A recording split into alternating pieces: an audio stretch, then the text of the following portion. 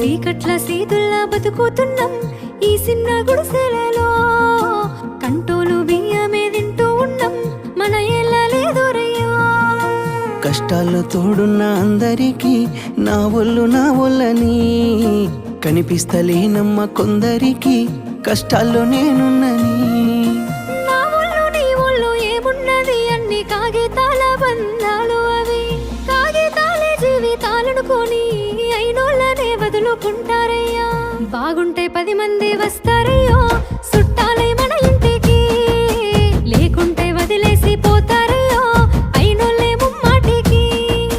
చూస్తున్న చుట్టంత కళ్ళతోని జరిగేది నాటకమే, నా ఒళ్ళు మా ఒళ్ళు అనిపించేది చేత చెల్లేటి కాగితమే.